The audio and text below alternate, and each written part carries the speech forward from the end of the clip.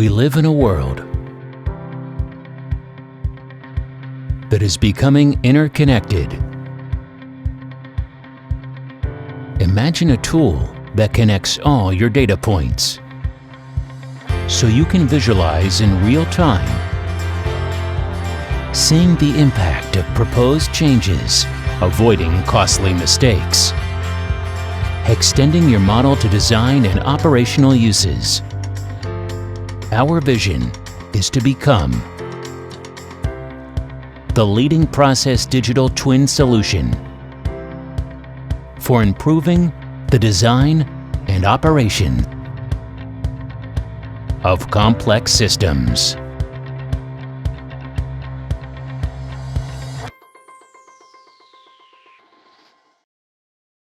Thank you, Mary, and thank you, Informs, for this opportunity to speak to all of you today. My name is Libin Varghese, and I'm a principal consultant at FICO.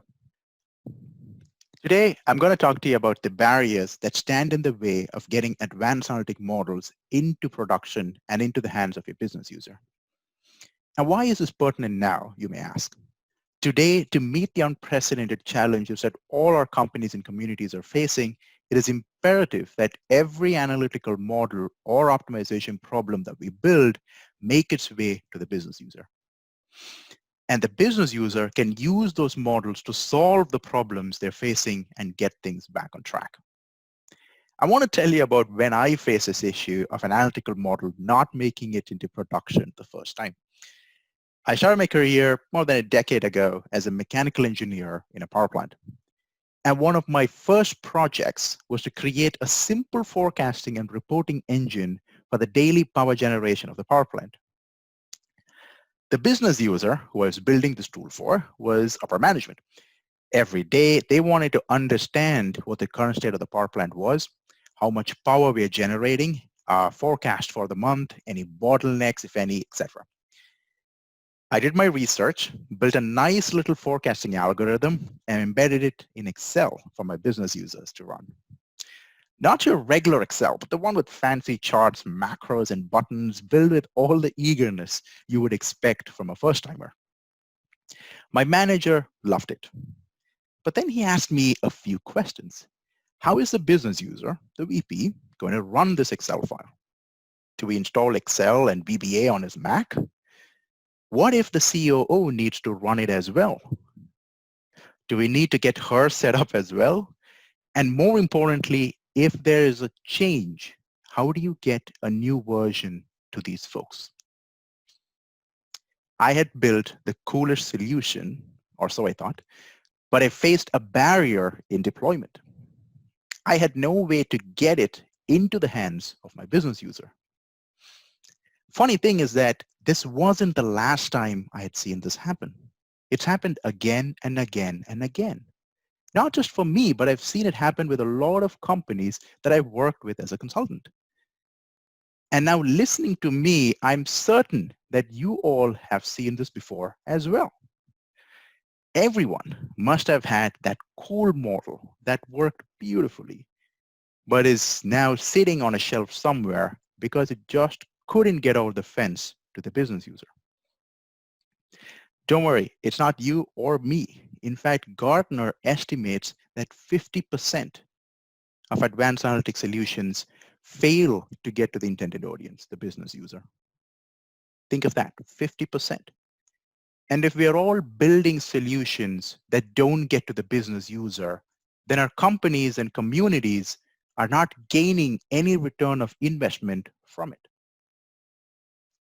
And if we don't get any return on investment, what more is it than just an academic exercise? Now, if you think about it, what we're all trying to do is straightforward. We start with a business problem that aims to increase profits, reduce costs, or mitigate risks. We have troves of data to mine, and we have data scientists and OR scientists smart enough to solve the problem. Ideally, these three combined should give us the business solution, but it doesn't. That's what I want to talk to you all about today, about why this process fails and what are the barriers in this process that cause it to fail. And I want to show you, of course, how to overcome these barriers and get our models into the hands of the business user. To do this, I'm going to take you through the journey of an analytic project from conception to delivery. And I want to focus on three barriers that we commonly come across in this journey and how we can overcome them. Let me introduce you to two groups of people that we'll use for this exercise. First are the operational research analysts or data scientists. I'm going to call scientists in this talk. The scientists are the folks who are tasked with building uber cool models using the latest technology to predict or optimize a business need. The second group of people are the business users. Business users are the folks who oversee the day-to-day business of a company and are tasked with meeting business needs like increasing profit, improving customer satisfaction, etc. Let me also introduce the analytic problem that we'll be following in its journey from a mere concept to an actual solution. It's a textbook marketing optimization problem. I'm a marketing manager at a bank, and I oversee deciding what marketing offers to send to my customers. I have three types of offers: credit card offers, auto loan offers, and home loan offers. And I want to make sure I send it to the right customers using the right channels. My status quo is that I've been doing this based on my intuition of running this business for the past 20 years. But now we have a lot of data on consumer behavior. We have a great advanced analytics team, and I'm interested in seeing if maybe they can give me a better way to do these things. So I reach out to the scientists and I tell them about my problem. They're super thrilled and they're convinced that they can do better than my manual approach. So they go out and build a model. 2 months have gone by and I get reports every now and then of, yes, it's working great. We're seeing an accuracy of 90%, an optimal gap of 1%, whatever that means. But hey, our budding analytic problem has gone from a simple concept into some real code. And eventually I get to see the results. And when I take a look at the distribution of offers, I see that 80% of the offers were credit cards, 15% were auto loan offers, and only 5% were home loan offers. This doesn't work in a practical sense because I need to promote our products more broadly. If I go with this in a strategy into production, my home loan product manager will not be happy. Right? Now, the scientists did nothing wrong. But if I'd seen this earlier, I would have told them that we have to make sure that we offer a higher mix of different products, something like this, so that we're promoting a wider range of our products to our customers. Now, once I give them this information, they go back and tweak their model more, right? And we iterate through some more changes. As we do this, time keeps on moving. 2 months become 3 months, 4 months, 5 months, until we finally agree on a solution. Now, what is the real challenge here? You could argue that if we had far more touch points as part of the development cycle, this wouldn't have happened. So you could say that my team's approach was a more waterfall approach of development. And if we had used a more agile development process, this disconnect between the business user and the development team wouldn't have happened. I'm going to say that this alone wouldn't have helped. Why? Because the languages that these two sets of people are speaking are completely different. The scientist is talking in terms of area under the curve, mean squared error, correlation metrics, optimality gaps. The business user is talking in terms of customer satisfaction, profit, costs, etc. But another way, the scientists are looking at these charts to evaluate the solution. And the business users are looking at these charts to evaluate the same solution. And they're not the same. See some semblance of a barrier here? Indeed, this is the first barrier standing in the way of our analytical problem going into production.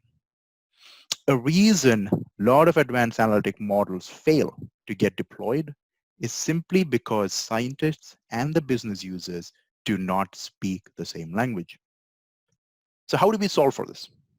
First, we need to have the business users and the analytic teams agree upon a common metrics to measure the performance of a model. These can be as simple as agreeing that the model should have an area under the curve greater than zero point 0.7 and the profit should be $500,000. Finding a set of common metrics can take time, right?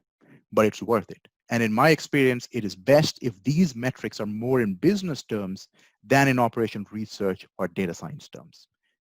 Optimality gap means nothing if in order to implement a solution, I have to completely reorganize my business to achieve it. Right? Now, just agreeing on common metrics is not enough. Scientists must have a way to give the business users a preview of the model and the results in the agreed upon common terms while they're building the solution. So when I, as the marketing manager, had my first presentation with my scientists, they should have presented in the agreed upon common metrics. And then in every iteration, work to make sure we meet the goals defined on these common metrics. This agile process is what will get the scientist and the business users speaking in the same language. So now that we have vanquished the first barrier, let's continue on our journey. 2 more barriers remaining. At this point, the business user and the scientist have agreed upon a solution to the business problem using common metrics through an agile process. The next step is how do you get this Python or R solution from the scientist development environment to the business user's production environment? The main challenge with getting the code or an algorithm into the hands of a business user mostly comes down to 2 things. And we'll take these barriers, and these are the 2 barriers that we'll tackle one by one. The first challenge is building a user interface for your model to allow your users to interact or get an user interface into your models. And there are many ways to get a user interface for your models. The most common one is to use a wrapper around your code with another application that has a user interface. For example, remember my complicated Excel file? Why did I really use Excel back then? Because it came with a user interface. I just had to build my model. So our scientists could package the agreed upon marketing optimization code into something like this that can be deployed onto the business user's laptops. What are the drawbacks of such an approach? First, it doesn't scale once you have many users. Imagine you're building a solution that needs to be used by 100 people.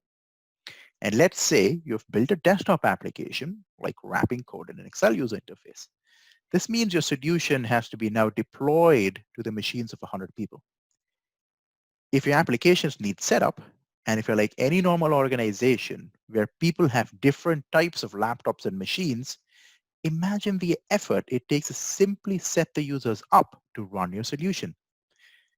Now think of what will happen when these 100 people start sharing results with one another.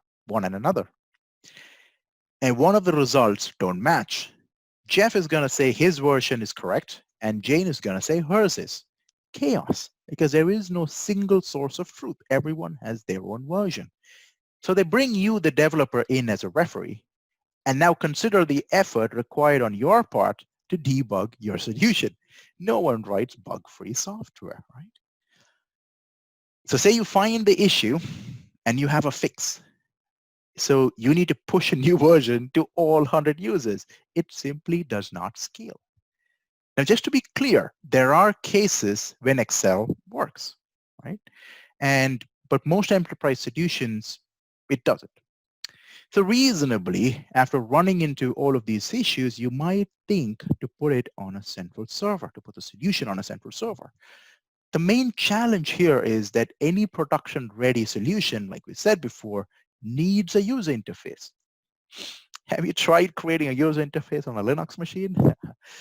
So you do what any sane person would do, and you would put a command line script around your code. And what does that look like?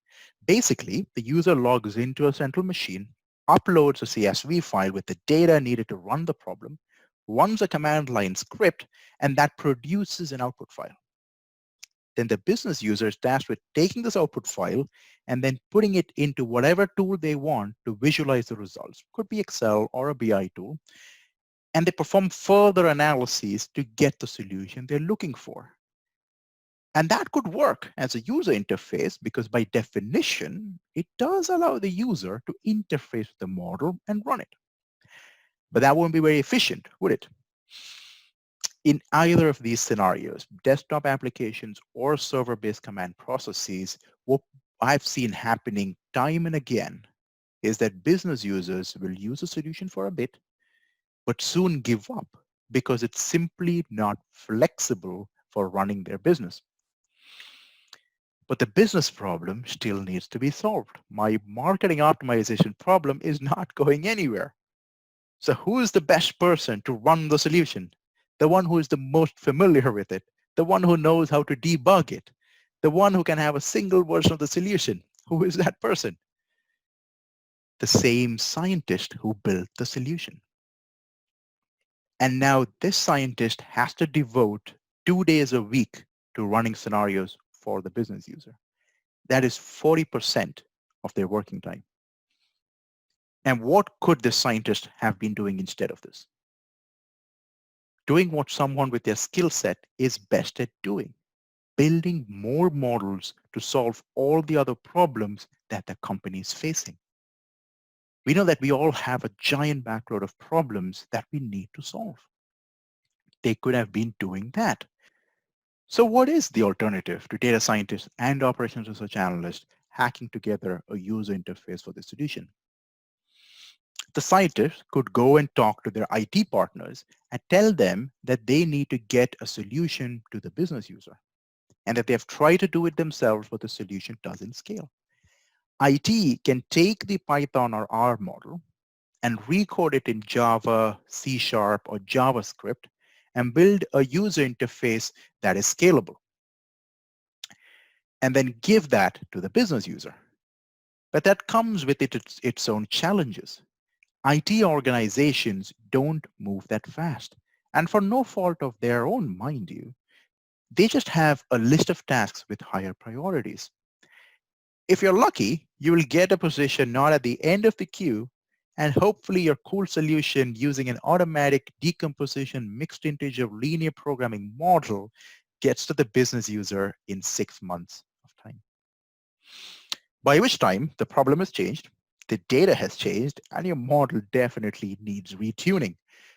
But let's say you do manage to get into the front of the queue because you're working on a really important problem. Even then, it's not like this process does not have its own development challenges. Let's think of what's going to happen here. The first portion of a project is when the data scientist and the business users are working together, defining the problem, agreeing upon the common terms, and coming up with a solution. Now, since there was no easy way to get the solution to the business user, we brought in our IT friends to build a user interface and to scale. This takes a long while. When this has completed and we finally release this to the business user for user acceptance testing, this is when the real problems and the bugs start coming up. So we go and get the scientists involved again and ask them to take a look at the problem or the bug. By this time, the scientist has forgotten about the problem as it has been months since they have worked on it. So it takes time for them to get back into the groove. And more importantly, by now, the business problem again has probably changed, which means retuning, recoding, etc. And this brings us to the second barrier in our journey to deploying a model. Scientists must be able to build a production-ready user interface to avoid IT bottlenecks and get directly to the business user. How do we get over this barrier? Most of today's user interfaces are web-based, and my scientists don't have web development skills. They don't know HTML or JavaScript or any of the latest web development technologies. how are they going to build out a user interface? One way for scientists to get over this barrier is to have access to a no-code way of creating UIs. For example, a drag and drop method where scientists can drag widgets onto the screen to create a user interface. Here's an example where on the left-hand side you have widgets for tables, charts, forms, etc., which the user can drag onto an artboard to create a user interface. With technology like this, the scientists can focus on what they're best at, building analytical models, and not worry about the technologies around how to build a user interface. But if you keep aside the technology that the scientist that allows the scientist to build a user interface, the more important part is that the same person building the model is the person building the user interface and interacting with the business user, so that there's no handoff to a third team. This is invaluable in compressing time to get a solution out. You've probably heard of the game of telephones or Chinese whispers, right? You have a group of people in a line, and the person at one end of the line whispers a message to the person next to them. And this person whispers that to the next person. This keeps on going until we reach the end of the line. And the last person says out the message out loud. The fun of this game is that the story of the message is no longer the same as the original message. Errors start creeping in based on how each person interprets the original message as they heard it. Same thing happens in software. The more people you have to hand off your solution to, the more errors creep in. So imagine being able to pair up two scientists in your team with a business user and all of them together, being able to build an actual production-ready software without any other handoffs. Very powerful, very powerful. So we have solved for the user interface issue. A scientist is able to build an interface now, right? So let's step back into our journey and see what we have done so far. We've built an algorithm that solves a business problem with the results measured using the common metrics we defined. We have now, with drag and drop technology, built a user interface for our business users. What does that mean? Does it mean we have done? Have we built the full solution? Not yet. How is the user going to use this fancy user interface? We still don't have a way to deploy to the business user. And why? Because of the third and final barrier in this journey. Scientists do not have an enterprise-ready platform for deploying advanced analytic solutions. We have technology platforms for data. We have technology platforms for cloud computing. We have technology platforms for a lot of IT needs. So shouldn't scientists have a technology platform for deploying advanced analytics? What is an example of a platform, you may ask? Take any of these smartphone ecosystems that exist. These are platforms, right? A developer in this ecosystem is able to build their app and deploy to the users in that ecosystem. The users are on the same platform, and all they need to do is go and download that app. Imagine if all the app developers had to interface directly with their users and manage it independently. Chaos. So why should we not have such a system for advanced analytics? It's not just important to be able to deploy easily to your audience in a consistent manner, but developers also need to leverage enterprise-grade features that IT organizations expect from modern technology.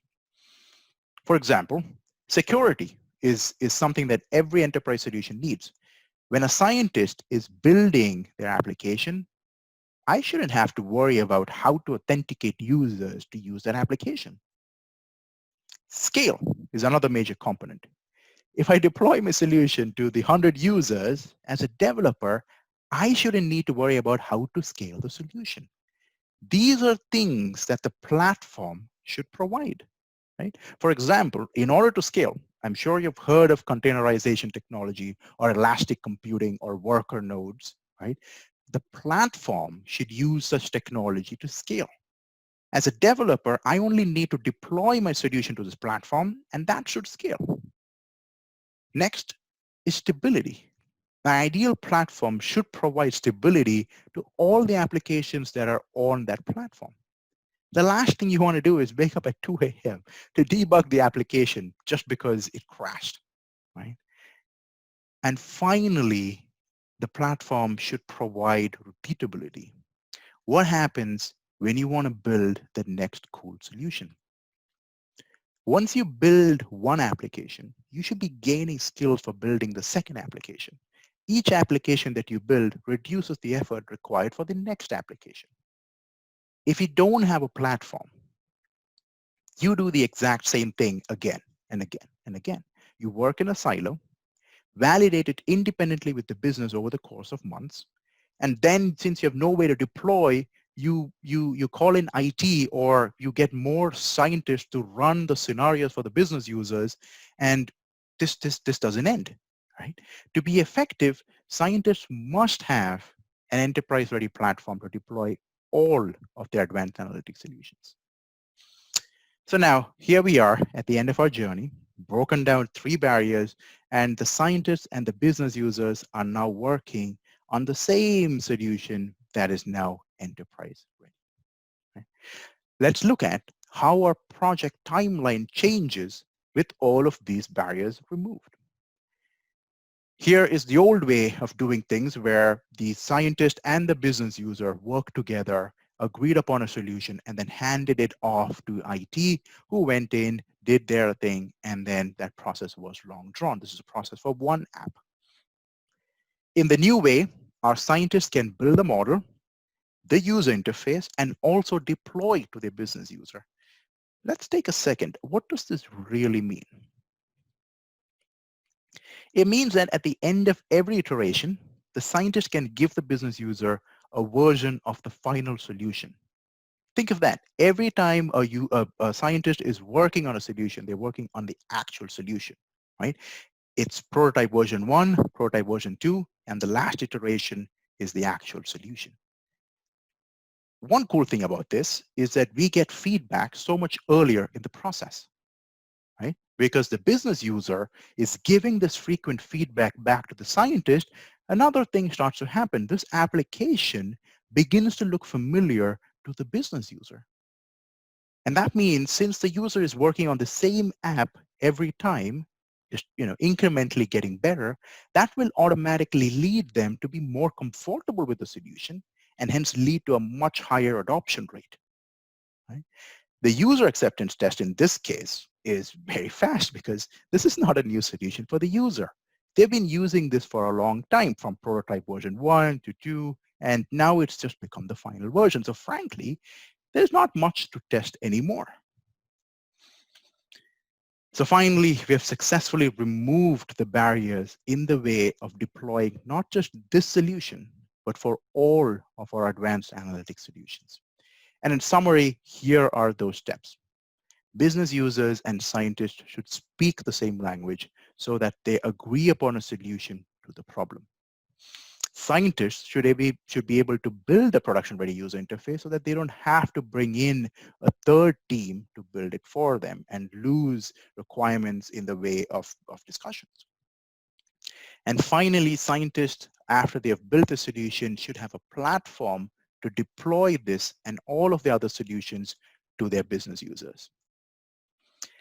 And that brings me to the end of the presentation, and I hope this causes you to evaluate if these barriers exist in your organizations, and then work towards overcoming them and deploying all of your advanced analytics solutions to your business users. Thank you.